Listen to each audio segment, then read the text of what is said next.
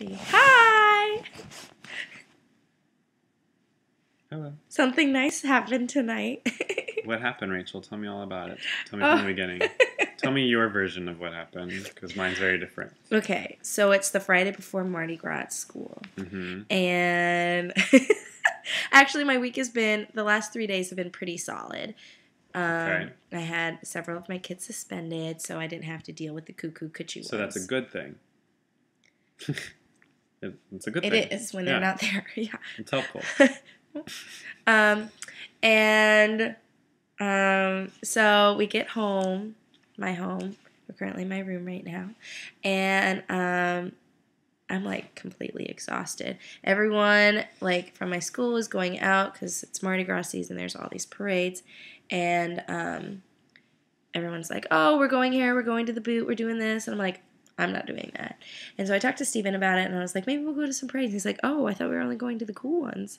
And I was like, I mean, yeah, but it's Friday. Everyone's going to go big tonight. And I was like, why don't we just eat, take a nap, we'll take it from there. And he's like, okay, sounds good. So we get back to my place.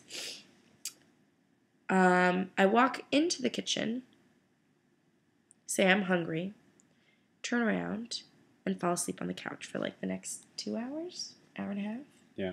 A while. I'm asleep. Passed out in his lap, so he can't move anywhere. And Steven didn't do anything. He didn't turn on the TV. Didn't read a book. Just dealt with me sleeping and drooling for the next hour and a half. And then, I don't know why why did I start to wake up? I don't know. Something. I'm waking up. And clearly, we're hungry. Haven't really eaten. And, but I'm still tired. So I continue to sleep. Steven gets up to cook. Are you going to say anything? You're going to tell your version, I'll tell my version. Okay. And go ahead, you're not monopolizing the conversation. This is all you. Okay. And, so I wake up, and he's, like, holding a plate of my favorite thing that he makes, the lemon chicken. Oh, so good. And at one point, he even tried to see if I'd wake up to make asparagus, but I was really tired, so I wasn't moving. The only thing that was going to wake me up was food. And so when he brought the food, I woke up. And I ate all my food. I ate a little bit of his food. And he got up, and he's like, oh, I got to make a call, go to the bathroom, blah, blah. I'm like, okay. And that's when I snuck a piece of his chicken. And by snuck, I mean he caught me red-handed, and I admitted to it when he walked out. But while he was gone, I ended up getting a call from Andrea. Hey, girl, what's up? And she was like, hey, are you near Steven? I was like, well, kind of. He's in the house with me. And she was like, well, get away from him. I was like, okay, what's up? Like, what? He's not here. It's a good time. Talk to me. She's like, his birthday's coming, which I knew was kind of what she was going to talk about. And I was like, uh-huh. She's like, do you have any ideas? No, Steven and I don't really celebrate things with material goods. And so I was like, no, I don't really. And I was like, oh, you know what? I'll think about it. Hold on. So I literally sat like this, and I was like, I don't know nothing. I'm just going to pretend that she thinks I'm thinking about what he might want, even though I have no idea. Okay, that's about enough time. I was like, oh, I don't have any idea. She's like, nothing. Help me out here. So I say, I'll text her. I'll keep her posted. Give me a couple hours. Maybe I'll have an idea. I literally said, give me an hour. I'll find something out. I'll let you know. Little did I know what my night would bring. And so I talked to her about trying to move to New Orleans because I think it would be fun. And, I'm kind of monopolizing conversation, realizing time is ticking. I need to get off the phone. Steven's about to come back out. I don't want him to know I'm not talking to her. So we get off the phone, and my roommate, like, comes down, is, like, smacking his gums, eating his cereal. Love him. And in his boxers. And he is just hanging out with us. And by us, I mean just me, because I'm still by myself. Steven is shitting on the pot.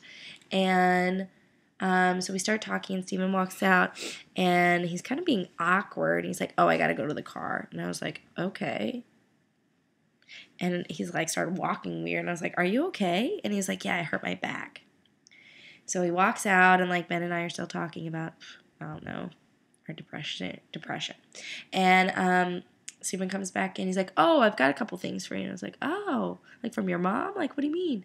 And he like has this bag. Oh no, did you go upstairs before that? No, that was it.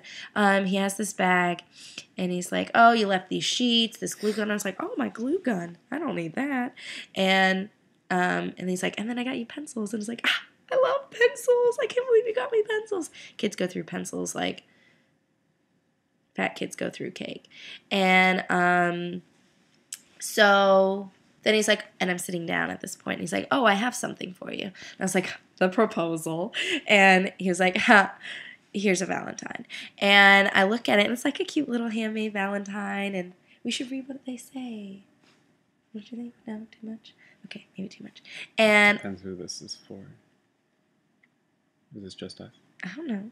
Okay. Then no. And and so it's like, you know, you're the macaroni to my cheese, a Juno reference. And then it's like, oh, let's play this little game, scavenger hunt style. And I get my first clue. I have to go outside to the mailbox. Inside the mailbox is a postcard with Boston on it. And it's like, oh, we fell in love in Boston. And then I get my next clue. And I have to go to the kitchen. And there's a fortune cookie. We had Chinese food on our first date. And inside of the fortune cookie is stuffed my next clue. My next clue sends me to the bathroom. I go to the bathroom, and then there's like this little poster of all these Post-its, something Stephen did for our 1-year anniversary. And then my last clue's on that poster thing. And I come into the room where I'm supposed to go for my last piece. And I come into the room, and I open the door, and there are candles lit. My bed is made. My desk is clear. There are lots of candles and like rose petals like covered all over the floor, all over the bed. And he's got these pictures. Oh man, I gotta call that back. He has these black and white pictures like on my desk. I'm like, where'd all my stuff go? Bursting out of my mouth. I'm like this because it was beautiful. I thought, you know, he was setting up a romantic evening. It was beautiful. So I'm just like, where'd all my stuff go? And then he walks over to the desk that I'm staring at. I'm just so clueless. This is how much I did not think this is happening tonight. And he picks up a jewelry box. And then I'm like, I mean, we're talking 2 hands to the face. Like, not me just putting them there, pretending I'm surprised. Girlfriend is surprised. I had no idea what was that this was happening. And so I'm just like standing there. Did you take my hand? You did take my hand, didn't you? Yeah. You took my hand. So now we're only one hand on the mouth. And he gets on his knee and he's like looking up at me and he's like really nervous. And I'm thinking in my head, oh, he's so nervous. I can't believe this is happening. Is this actually happening? Is this just, are we going to talk about this? Like I thought we were going to talk about what was going to happen and it wasn't going to happen. I thought it was a conversation. And then he starts to talk. Oh, and Norah Jones is playing on in the background, and which is the first time we kissed. Norah was playing in the background, and so anyway, I'm looking at him. He's looking at me. He's talking. I'm not really hearing him just because I have so many other thoughts going on in my mind. But then I just like hear him say, "Reginald Colby K. Campbell, will you marry me?" And I'm just like, and he's still looking at me like, And I'm like, oh, right, I have to say something. And so I'm like, yes. And then he gets up and we hug and then he makes me put on the ring and and then I like go to sit down on my bed and I'm just like I was like, did this actually happen? Like what? And I'm like kind of laughing, like really happy through all this. I am not crying. I'm not a mess, anything like that. And then I just like sit down and like start to sink in. This is real. This isn't like take a second.